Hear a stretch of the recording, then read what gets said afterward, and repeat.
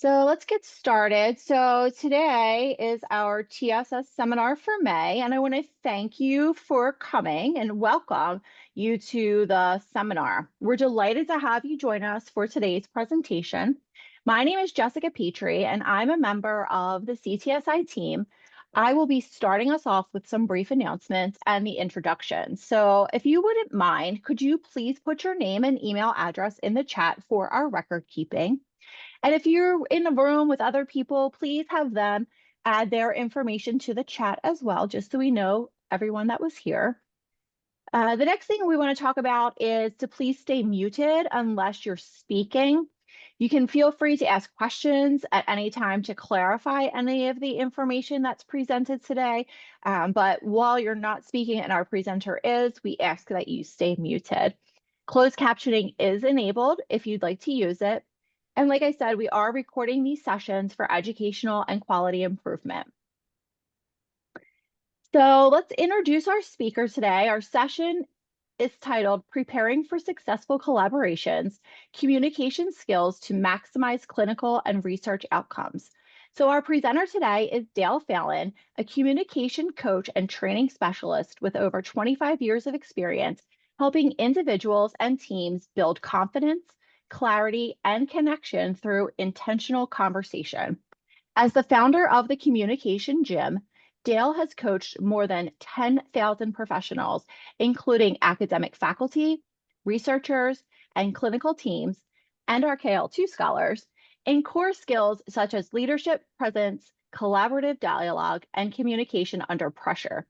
He has served as a lead coach in multiple NIH-supported training initiatives and currently partners with faculty across Penn State Health and the College of Medicine to deliver coaching interventions that support professional development, peer collaboration, and resilient communication in high-stakes environment.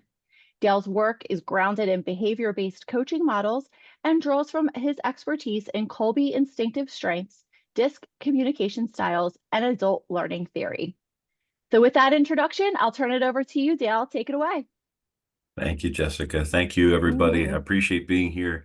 I will ask if you have the option to turn your camera on. I am a better facilitator than I am a speaker. So I want you to engage with the program and with the content so that I can tailor the program to meet your needs as well. We've got an hour set up for it. If I just run through it, it's probably 45 minutes or so, but I'd certainly much rather have it meet your needs. Again, a little bit more housekeeping. If you've got comments, hi, Abby. Hi, Erica, LJ, Miriam, hi, everybody. Thank you.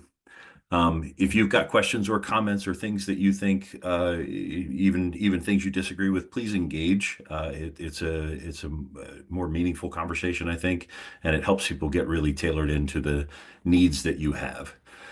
Today's program, and I will go ahead and start my screen share so that you can see our brilliant PowerPoint. Tongue in cheek on that because PowerPoints to every degree are what they are. But it is about preparing for successful collaborations. And it's specifically titled that because it is about what you do before a collaboration that helps you have a successful collaboration. There's 20 other hours of strategies and tactics and skills that you can use during collaborations, communication skills, and different things like that. We've tailored this to be about specific things that you can do as an individual to help you prepare for better collaborations. And it's the work that you do ahead of time, it's the work that you do in the beginning that sets you up for success in terms of your collaborations. And these are also communication skills. They're not just intended to be theories, they're intended to be practical skills that you can put to use. And as we go through some of the baseline skills here, I think you'll see how they can apply. Again, if you have questions, please let me know. Please just jump in. You don't have to wait till a pause. If you've got something out there, you can throw it in. You can also throw it in the chat. So speaking of throwing in the chat, I will ask you to now or over the first couple minutes, put into the chat a collaboration that you're currently involved in. Give a short 2-sentence description of a collaboration that you're either have upcoming or one that you're currently involved in. And we'll talk about some of the challenges that you might have in that as well. You can even throw that in the chat if you're feeling assertive and you want to get some extra credit, although there are no tallies or scores on this program. So moving in, there we go. Now we're working. Our program overview is I want to start with an understanding of the competitive versus collaborative landscape. It is so important for you to understand whether you are working with a collaborator or a competitor. Many of us are, and it's not a switch, right? We are not all 100% collaborative or 100% competitive. Most of us operate on a spectrum within that realm. So we're going to talk about that a little bit. And what we're going to talk about is how you can move the needle from competitive to collaborative. A lot of the tools that you'll see here came from a Harvard research study about 25 years ago. They published a book called Getting to Yes. Highly recommended. It's about negotiations. And what they came to find out was that collaborative negotiations get better results than competitive negotiations do. And we'll talk a little bit about why that is. Then we'll switch gears into the targets that are most important to you that you can learn, that you can take agency over and understand and develop the skills to use for to move you down that spectrum from competitive to collaborative and get better results in your collaborations. So here's our spectrum. Let me open up the chat so I can have that context as well.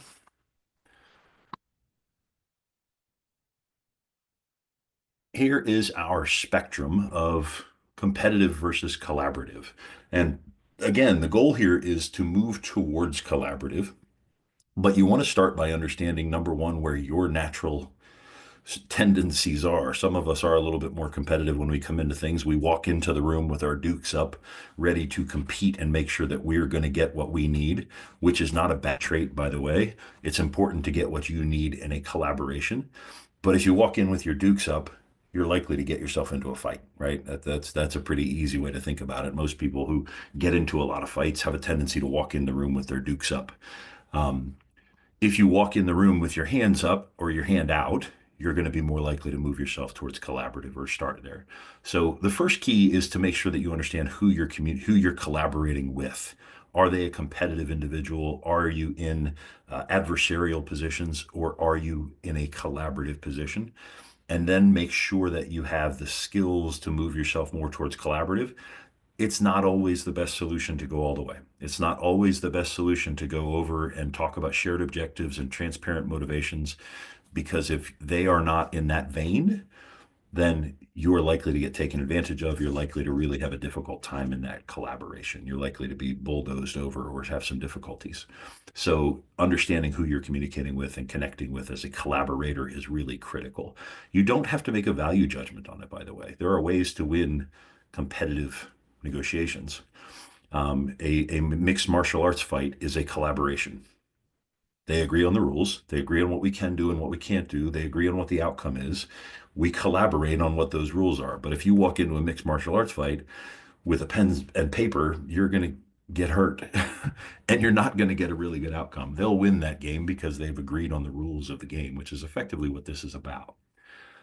On the competitive side of the coin, we look at conflicting or unclear objectives. I think unclear, in my experience with the medical professionals that I'm working with, I think unclear objectives sometimes is a challenge, right? There's some conversation there and we get it, but there's a little bit of misaligned and hidden motivations as well. And a transactional mindset. Transaction is, okay, we're going to do this one thing together. We're going to write this paper. We're going to do this research project together. And then when we're done, we're going to move apart. Not that there's anything wrong with that, but the recognition that there's potential reputation and relationship comes into play in big ways as you move into these collaborations, and thinking about future collaborations and potential collaborations and reputational enhancement is probably a good way to keep yourself moving forward. This is a low trust and high control culture. If you have someone who's trying to dominate and not representing trust to you, you want to be able to recognize that and try some of these skills to move them towards collaborative. If they're not moving, don't put all your transparent motivations on the table. You will not get the results that you're looking for. As we move forward, we have partially aligned objectives. We get better clarity on motivations. Motivations we'll talk a little bit more about when we get into multiple goals theory and talk some of that, because they're really critical. What frequently happens in communication is we've got a surface level conversation going on, but what's running underneath the surface is a lot of other things, a lot of other motivations. Why am I here? What is it I really want to get out of this? How do I feel about you? Who am I in this situation? So we'll talk more about that. Being aware of the relationship, and then transparency building trust moves you in towards a collaborative conversation, a collaborative communication, where you're really effectively building a platform for collaboration. It starts with shared objectives, knowing what our shared outcomes are. What's important to Nicole and what's important to me is relevant to this, not only this transaction, but other layers below that as well. Being able to share our own motivations, the things that are important to us, and understanding theirs allows us to work at a deeper level and to build trust. Building and growing the relationship is an important skill set as well. And this, in a collaborative conversation, in a collaborative negotiation, effectively a collaboration, is high trust, and we have open exchange. It allows us to get to a situation and circumstances where we're dealing with what's really objectively true, and we have fewer missteps, fewer miscommunications, fewer misaligned outcomes, fewer messes to clean up. And by the way, there's still going to be messes, but when we clean them up, we've got a better sense of working together as opposed to pointing fingers or fighting over who gets credit or who gets blame. That's a really big piece of this puzzle in terms of collaboration. There's an old saying that, hey, we can get anything done. We can accomplish anything as long as we don't care who gets the credit. I think it's Reagan. Doesn't matter who it is. It's a good quote. I'll pause if there's any questions or comments.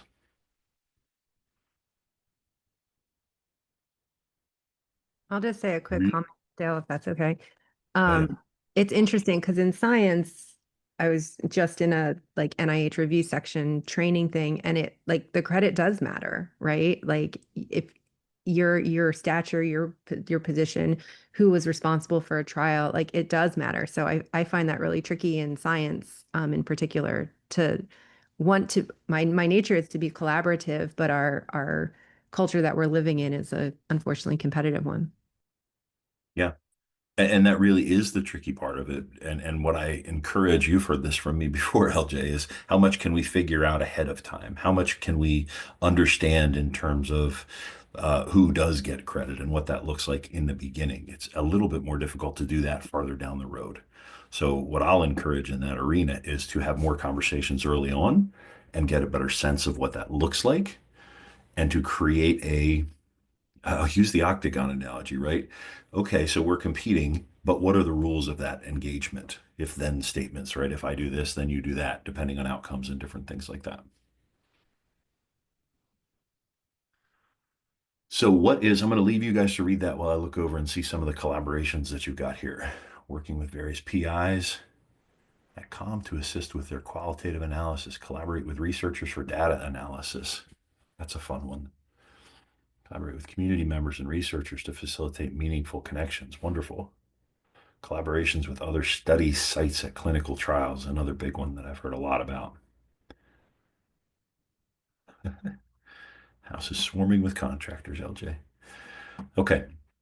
So you guys know what collaboration is. It kind of makes sense, right? It's a different mindset than a competition, than a battle. It is something where I want you to win and I want to win. It's not sacrificing yourself for the other. It's coming to a point where wherever the Venn diagram overlaps of what it is that we really want to accomplish on the surface and below, this is where we can build really high trust, is if we have the ability to get below that um, credit piece that LJ was talking about and get down to the components of how we can all win here. There's an old story. I don't know how old it is, but I heard it years ago, so it must be old. I heard it early in my career, where two people walk into the kitchen and there's one orange left on the table, and they both want the orange. Right? They start to fight over the orange. I need that orange. I really need that orange. And when they end up resolving it, the orange is squashed and they don't get to use it, so they don't get to resolve it. When they had some discussion afterwards. It comes to pass that the one woman wanted the rind to use to scrape on her lemon or on her orange meringue pie, and the other woman wanted the pulp, the inside, to make orange juice. They both could have had what they wanted, but they didn't get below the surface into motivations and what's important to them. They didn't have enough trust. They went after it and said, okay, I got to get this thing because it's what I need. When building trust, which is what these tools that we're going to talk about will help you to do, building trust is what allows you to get down to that lower level, that allows you to maximize resources, maximize outcomes, and maximize the things that are important to you. And you have to first be aware of them and articulate them as well. So here are our 4 communication targets. What I mean as a communication target is the ability to communicate, right? To clearly articulate shared objectives, to be able to put them and share them in a way that is succinct and easily understood by all parties. That is your number one communication target in a collaboration. If you know what the outcome is and everybody agrees what that outcome is, then we're at a good starting point. We have a shared objective. Every Philadelphia Eagles fan knew what the outcome was at the beginning of the year, right? Every single one of them. The 2 words, that was it. Everybody knew what the shared outcome was. They all agreed on the perspective. Communicating clear motivations. Motivations is what's behind the scenes. First of all, starting, and we'll dive into this a little bit deeper, but first of all, starting with being transparent with yourself about what your motivations are. And there are multiple levels to that, by the way. Some of that has to do with how you want to be perceived, your identity. Some of it has to do with your career goals and different things of that nature. Some of those you're not going to share, but the clearer you can be with your motivations, the more deftly you can work within the collaboration. And then being able to create an environment where we share motivations back and forth. Recognizing and respecting multiple goals. This is the concept where we realize that we've got more than just a task goal, a relationship goal, and an identity goal, right? We've got all 3 of those. Being able to recognize your own and respect those. And then also, this is where you get into some skill sets and some efficacy and the ability to help others reach their task, relational, and identity goals. Then you're going to have a much better collaboration if you can do that. Defining a single source of truth gets a little tactical. Do we have a common place where our rules of engagement are? Do we have a naming convention? Do we have consistency in how we share documents and which documents are shared? Do we basically have a space where each of the collaborating parties or individuals can go to get their answers, and those answers will be consistent and congruent with the objectives?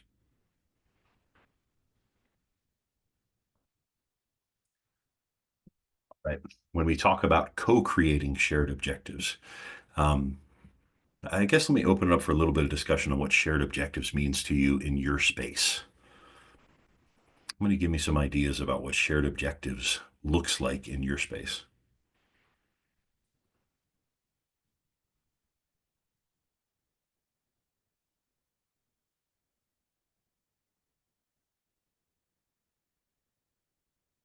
Getting a paper published, LJ has in the chat.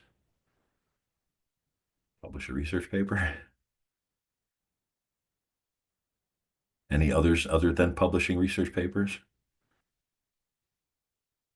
We can use that one. It's not a bad one, but meet a recruitment target. That's a good one. You're collaborating not only with your team, but with other teams and other locations and other sites. Accomplish the aims of a project. Okay.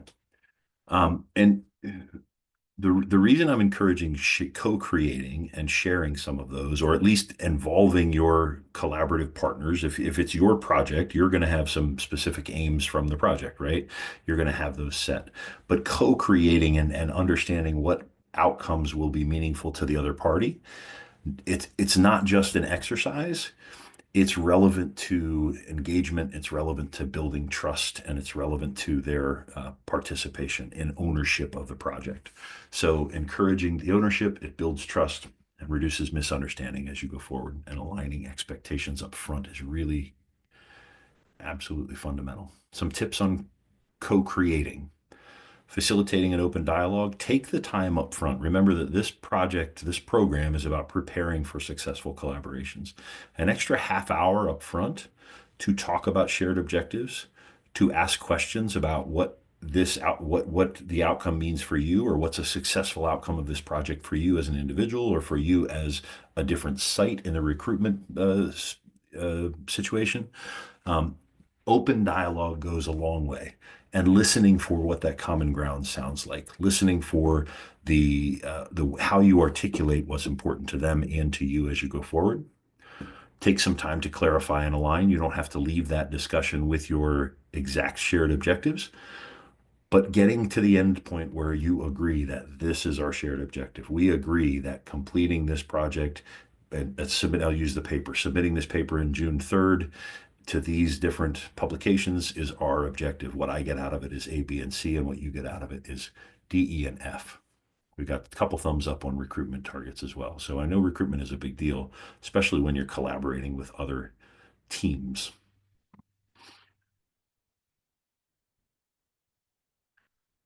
So here's the communication skill to practice. And for those of you that currently lead teams or lead collaborative projects, very often I get the question is, how often should I be stating these things about goals and culture? You want to be repeating the shared objectives over and over and over again. You should be tired of saying them. You really should get tired of saying them. And when people roll their eyes a little bit, then you're getting close to where you should be, right? Does anybody know what follows ba-da-ba-ba-ba? Why? Because it's over and over and over and over and over again. I could say my Hail Marys for you right now because that's what Father Johnson gave me to give when I was a bad boy and I was 10 years old. I said it over and over and over and over and over again. Being clear on those objectives helps you build culture, and it also builds focus. It builds intentional focus on what our outcomes are.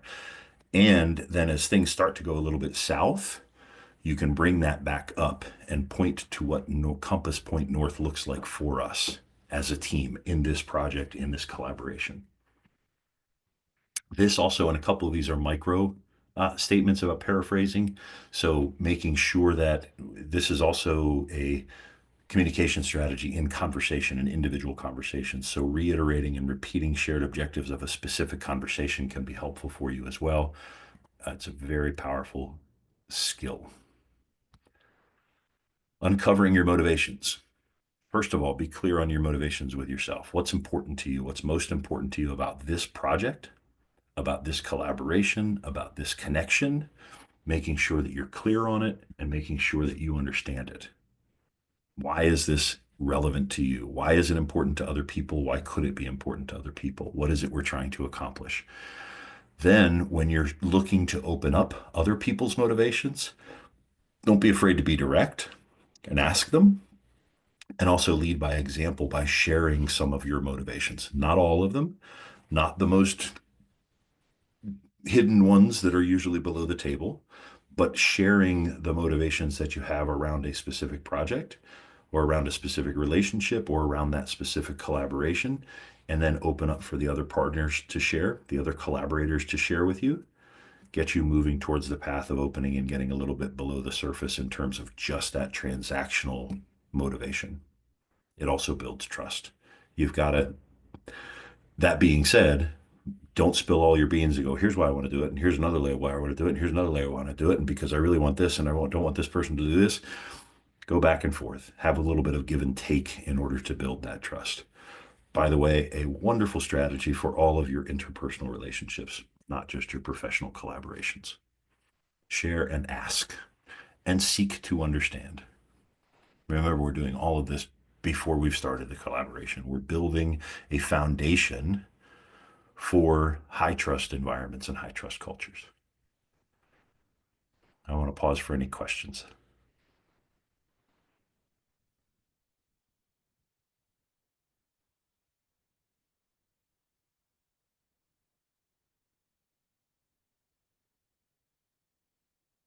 Happy. I'm waiting for you to ask when we're free so you can go to the beach. I wish I was really there. Okay, so let's talk about multiple goals theory a little bit. It is important to understand it, and it's important to understand why it's important, how it impacts your motivations, how it impacts your collaborations. Because multiple goals theory is basically the premise that every conversation and every interaction you're in has three components to it. There's a relationship goal, a task goal, and an identity goal. I'll let you read for the details. But the skill set starts in two areas, and it's kind of a three-pronged path. Number one is recognizing your own relationship, identity, and task goals. How do you want to show up? What's important to you in terms of showing up in this collaboration? What are we trying to accomplish, both in the micro and the macro? That's shared goals. What are our relationship goals is important to understand, and where is the relationship at? There are times when challenging or pushing a relationship or testing someone on something that might be a little bit uneasy, you might want to not do that because the relationship isn't where you want it to be. I like the concept of an emotional bank account, right? If your emotional bank account is really high, then you might want to make a withdrawal on that bank account by pushing a little bit harder, by asking for more, by saying, hey, there's this little thing, it's not really a big problem, but maybe we could address it, and I think we'll move forward faster in our relationship. So your emotional bank account is basically the trust between you and that other partner, between you and the other team, between how the team is going, and having a very good awareness of where that bank account is will help you get the most out of your professional collaborations and, by the way, your personal relationships. But knowing where it's at, because sometimes if I know when I'm not having a good day, I might take some withdrawals, or I might have some problems with another individual over time, and I just don't address it the way what I want to, and I know my bank account is going down with them. I might need to build my bank account back up so that I can have more success in the task and identity arenas. Does that make sense?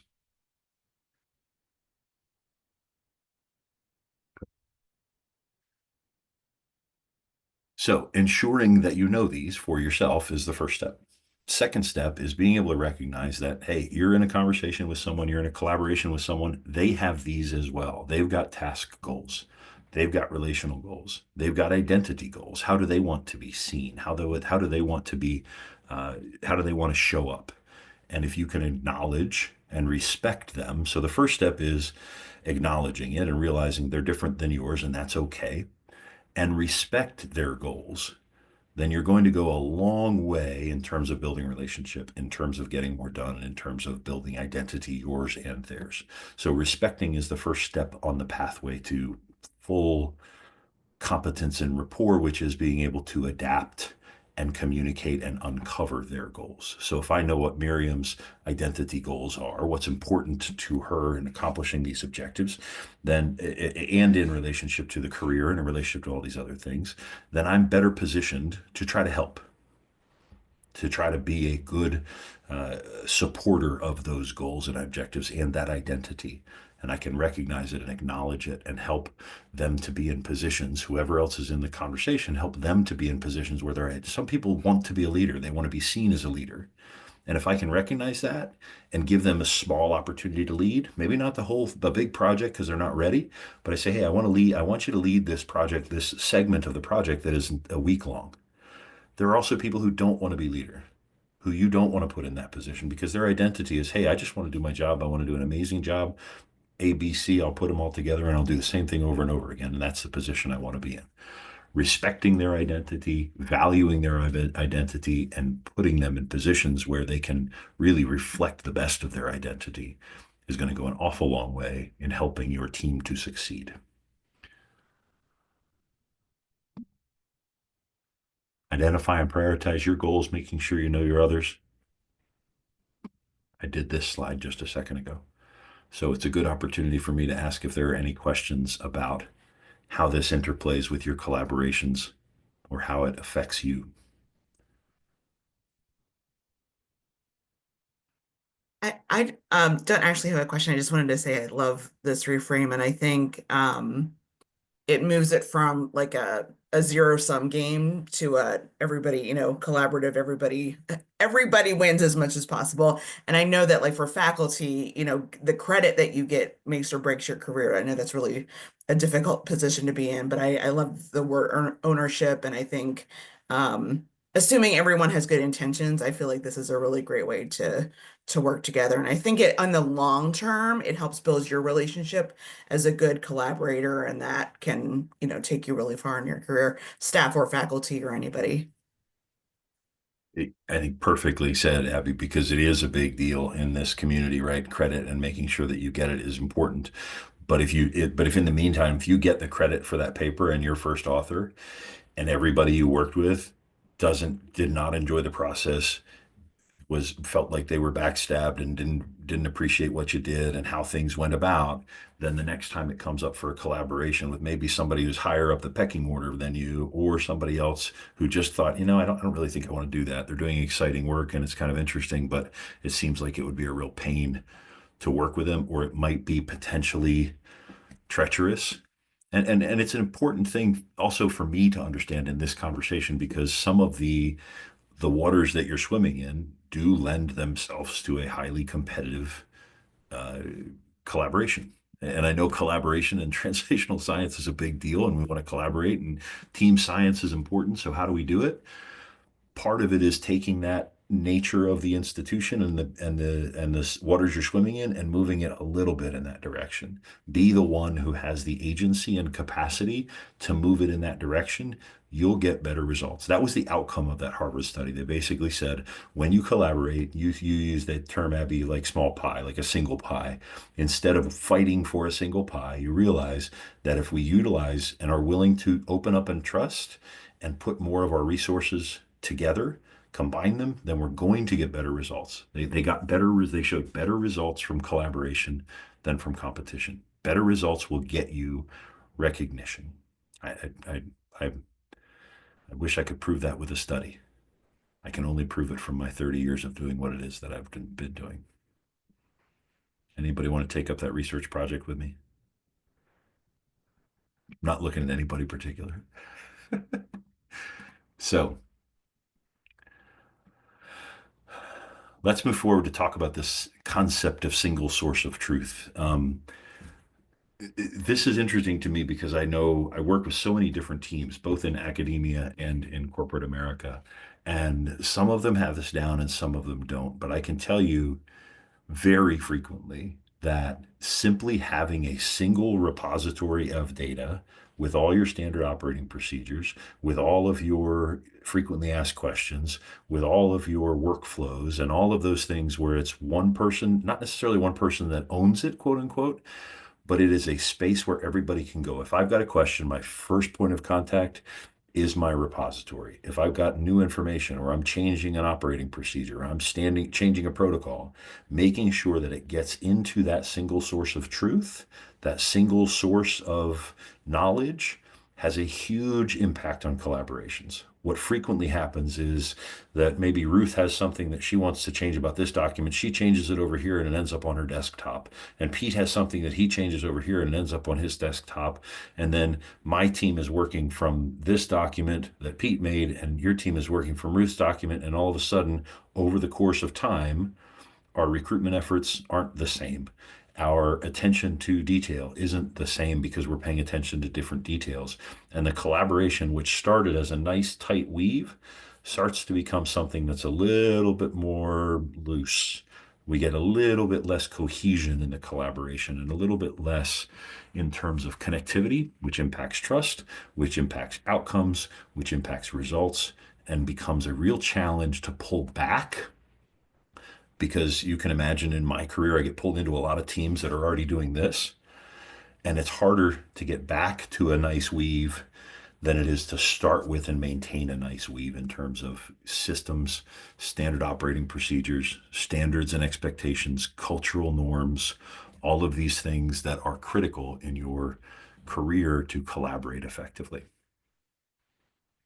So clear expectations, clear documentation.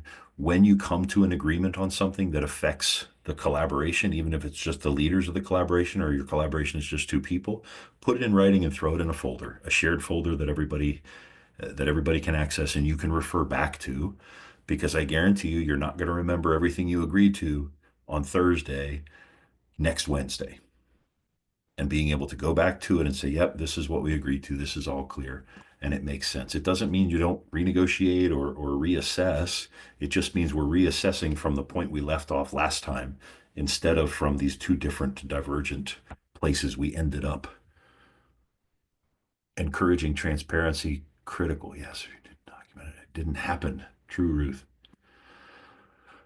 And then you end up, it's funny because so many teams that I have worked with struggle with that they lose trust, and sometimes they think it's trust in character, like you're lying because that's what you said last Tuesday and now it's different. And it may not be the case because we're all doing things and we're all doing a lot of things. So when it becomes a character issue, trust is two things. It's competence and it's character, right? Do I trust your competence to do a certain set of things? You should not trust me to fix your car. Not by any stretch of the imagination, because I'm not good at it. I used to be able to, but I can't anymore. You can probably trust my character because I'm going to tell you I can't fix your car and I wouldn't let you pay me to fix your car.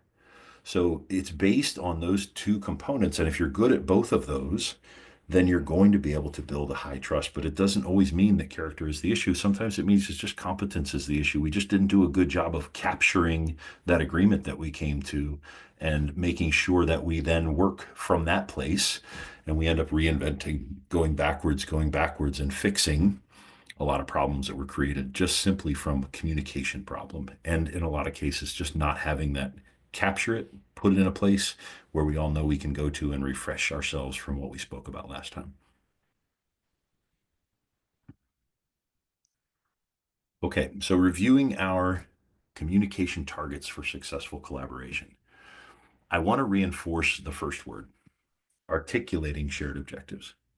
Consistently repeating them at the beginning of meetings, at the beginning of discussions, putting at the top of your meeting notes, putting them at the top of your group meetings and your team meetings. Our shared objective is to, our goal in this project is to make those shared objectives as far out as you can, big picture, and then break them down as you go as well, and make it a good habit to articulate shared objectives, even to the conversational level. Hey, our objective in this conversation is to make a decision on who's going to get authorship. That's what we want to talk about. This is where we want to be in this conversation, and make sure that you're clear and explicit on articulating your shared objectives. If you get nothing else from this time we spent together, make it a habit to articulate shared objectives in conversations with family, friends, relationships. Make it a habit. When you get into that habit, you'll get better at doing it, by the way, and you'll get better at co-creating it with other people. Communicate clear motivations. Be willing to share yours in the right way, in the right environment, and be willing to understand other people's motivations, what it is that they want, what's important to them. You are in a very powerful position when you understand other people's motivations. It's a power that can be used for good or for evil. I encourage you to use it for good. But understanding other people's motivations allows you to help them get what they want, allows you to position not by sacrificing the outcome of the project or the collaboration, but by understanding that there's multiple goals to be accomplished here, right? And if I can understand multiple goals, I'm driving down the highway. I know I'm trying to get from point A to point B. I know Abby's trying to get from point A to point B too. So I can try to cut her off if she's trying to move in front of me, or I can just say, hey, it's not a problem. Come on over, Abby. Make that happen, right? I'm working with a theory now that the way you drive is the way that you collaborate. I don't know how to study that one, but I've seen a lot of people I wouldn't want to collaborate on a team with. Recognize that multiple goals are important. Recognize that they're relevant. This one I also encourage you to take to every conversation that you're in and start paying attention to it. Realize that you've got them. Realize that those things are important to you and you're moving in a direction, whether you're consciously aware of it or not. And the more you can be consciously aware of it and explicit about it, the more likely you are to hit those targets, the more likely you are to help realize those goals. And defining a single source of truth is absolutely critical in terms of your systems, your consistency, your continuity over time. For those of you that are doing multiple projects, for those of you that are running multiple collaborations, you got to learn about filing systems and how to save documents and naming conventions and all that other stuff. And I don't know that they teach you that in med school. My guess is they don't.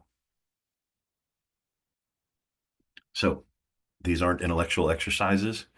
I hope the information is helpful to you, but the information isn't going to help you. The application of the information will help you. The ability to practice these skills as a skill set. The name of our company is the Communication Gym, and the reason it's called that is because we approach communication as a physical skill. And your ability to articulate shared objectives with confidence, clarity, and integrity will impact your outcomes. Again, anecdotal, but I've been doing this for 25 plus years. And again, the 10,000 number is probably low by now at this point in time. But it's just, if you weed your garden looks better. Fair enough. Anybody garden? If you weed your garden looks better. If you articulate shared objectives with every meeting, your objectives come out better. You're going to be much more likely to hit them on a regular basis. If you can articulate shared objectives and get everybody on your team to articulate shared objectives, you're going to come out with better results from that collaboration. One of my favorite quotes, if you can't communicate it simply, you don't understand it well enough. I absolutely love all of the doctors and researchers that I work with. Cut syllables, syllable minimization in your team communications will go a long way for you. Practice the targets. Keep working. Questions, comments, or concerns?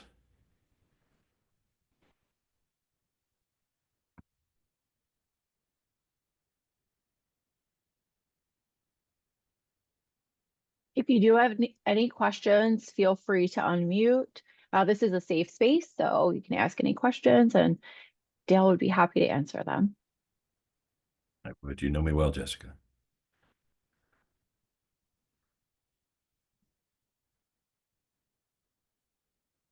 I'm going to ask a question. I know that there are some research staff here as well, either project staff or those who work in research support offices. Yes, ditto LJ. Rachel is amazing at collaboration. So you probably have lots of perspectives as well. But I'm wondering if you could give us some guidance from staff. Some of us, like, the PIs are our bosses in many cases, or our managers, that kind of managing up. How do we incorporate this into our work? Good. I love the question.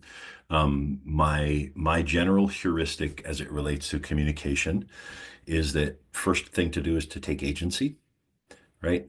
Own what you can own. Your ability to articulate the shared objectives is something no one can take away from you. Don't be afraid to ask questions if you don't understand shared objectives. Float trial balloons that say, hey, is this what we're trying? What I hear is this.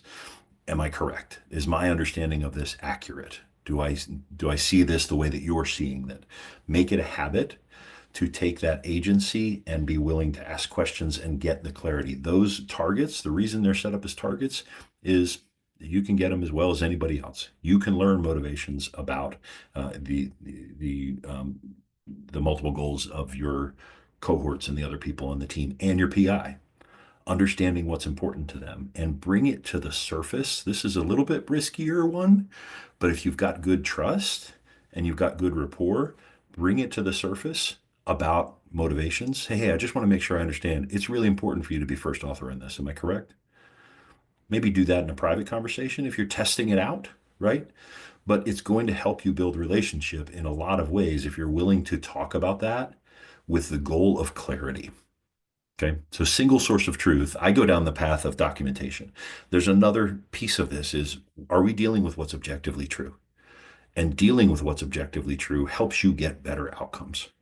It keeps you from going into corners and banging your head against the corner because, hey, I always thought you wanted to be first author on this, and maybe you just didn't care. Or no, this is not where I'm the most important thing to me. I'm fine with second. I'm fine with third. So being willing to address those things, and again, respecting I want to say political nature, for lack of a better way of saying it, respecting the hierarchies and things like that. Do that in private if you want to, but each of these skills is something that you can get better at building on your own. Recognizing multiple goals, asking questions about where our shared single source of truth is, right? What's our repository? If you can be in the beginning of a collaborative meeting and say, hey, I did this, seminar the other day, and he talked about having a single source of documentation. Where's ours going to be? Moving towards putting these building blocks in place will go a long way for you as well. It's a great question, Abby. Thank you. And everything, by the way, so agency, number one, efficacy is your skills in being able to do it. These are skills that you can develop over time. And if you continue to develop them, you're going to get better at them. And then urgency, recognizing that now is the time to start building these skills. Now is the time to start practicing and developing and taking this. Don't try to build all 30 of them at once, or there are only 4. So don't try to build all 4. Go for one. This week, I'm going to focus on shared objectives. I'm going to focus on communicating shared objectives in each conversation I go into, in each collaboration I go into, and I'm going to put it at the top of my note before I start a meeting. Our shared objective in this collaboration is.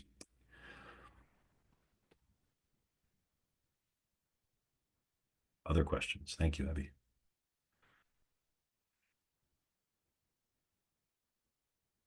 Rachel is the queen collaborator. You have thoughts for us?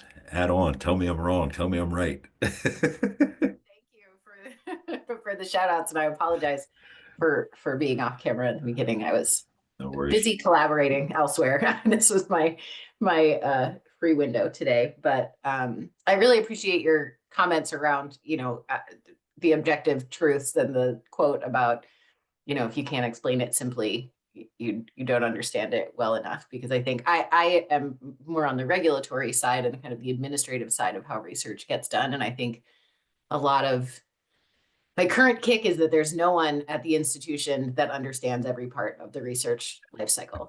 There's too many pieces of it, and it's different for every project. So you have to have the people in the room who understand the various parts and are willing to listen to the experts in the other areas and understand where those dots are connected. So not really a question, but I I think that more folks should have this perspective and this information, because it's really helpful to say we're collaborating because everybody has a role in the collaboration. If we all knew the same things, we wouldn't need to collaborate.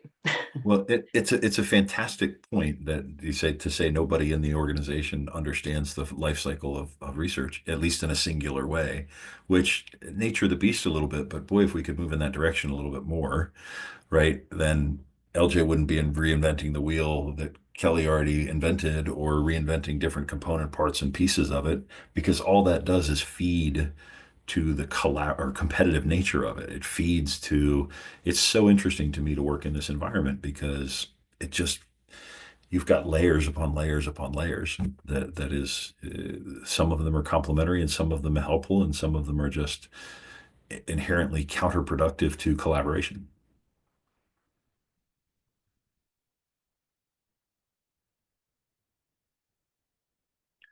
So just place at university level. Yep.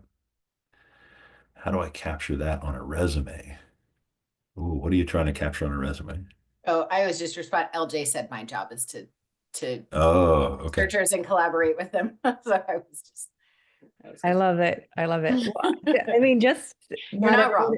Maybe not everyone in the room knows the situation I'm referring to, Rachel. I assume you're okay with me sharing about the IRB advisory. Sure. Yeah. One of the things that I just love, Rachel, is, well, you were our director of our IRB. Now you're even higher. You're the director of everything, right? In research administration. Not everything, but the compliance programs, yes. All the things. All the things.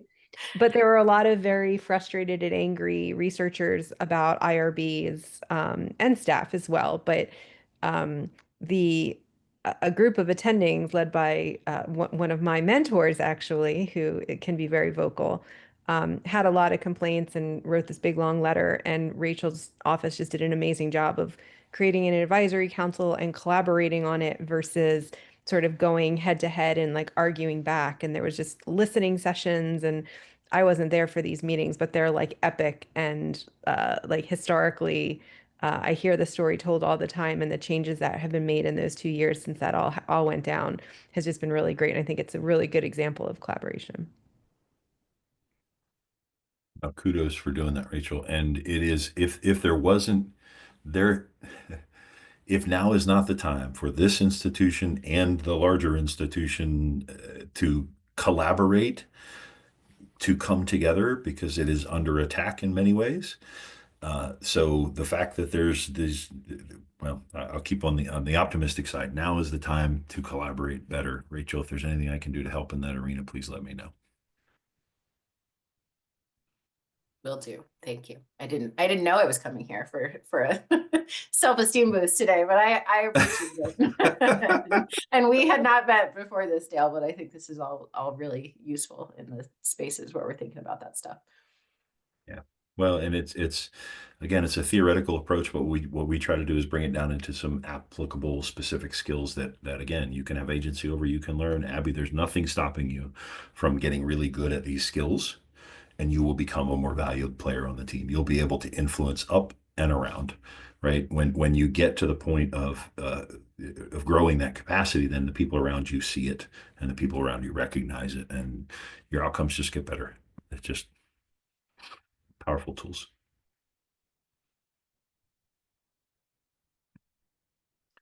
Well, thank you everybody for your engagement. Thank you for the time. It's great to be here. Yeah, thank you so much, Dale. I don't know if anyone knows, but Dale kind of jumped into this last minute for us. So I do appreciate you so much, Dale. And I appreciate everyone's engagement today in the presentation. In a few days, you will be receiving an email with a survey. Please take it. And that way we can make this series a lot better. We're also always looking for speakers for translational science seminar series. So if you or someone you know would be interested in presenting their research or have a topic that they'd like to talk about and would like to have an audience, ready-made audience, please reach out to me. And with that, thank you again, and we'll let you go. Have a great afternoon, everyone, and a good holiday weekend. Thanks, everybody.